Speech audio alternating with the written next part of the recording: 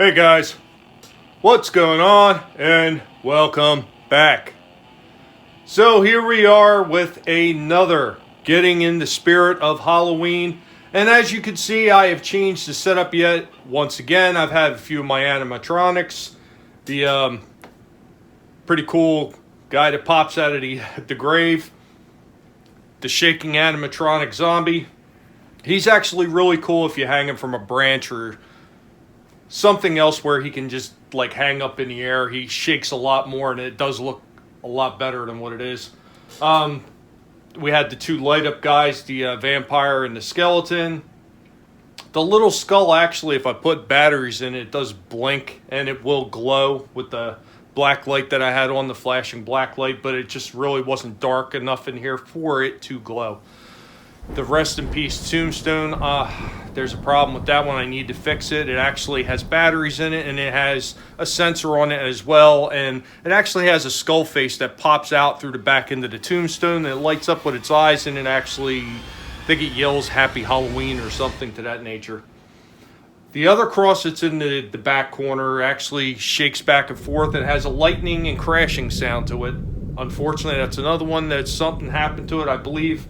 In the cases of both of them, it's just a motor that needs to be replaced, and I will have to get on that. I also have a little book. It almost looks like the Necronomicon book from like Evil Dead and Army of Darkness, which unfortunately also needs another motor. So one of these days I'm going to have to buy a whole big pack of these little mini motors and fix all these things.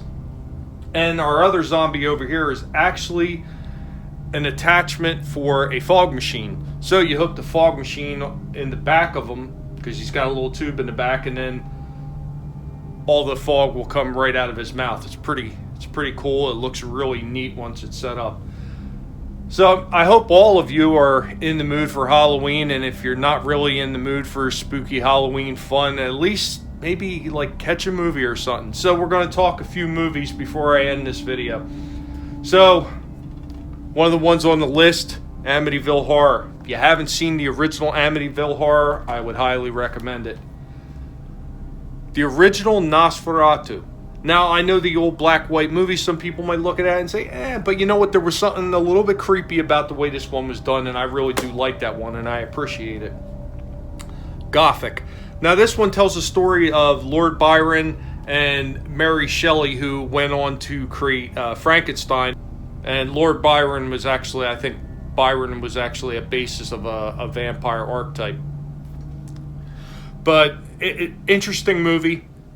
I mean, if you don't know the story of Mary Shelley and how she came to write Frankenstein and everything that went on, it is a pretty interesting watch. And of course, we have Mary Shelley's Frankenstein with Robert De Niro. Very good movie. Another one that's a classic. Killer Clowns from Outer Space. It's more of a comedy than a horror, but it's a good recommended movie to watch this time of year. Snoop Dogg, Bones. Interesting movie.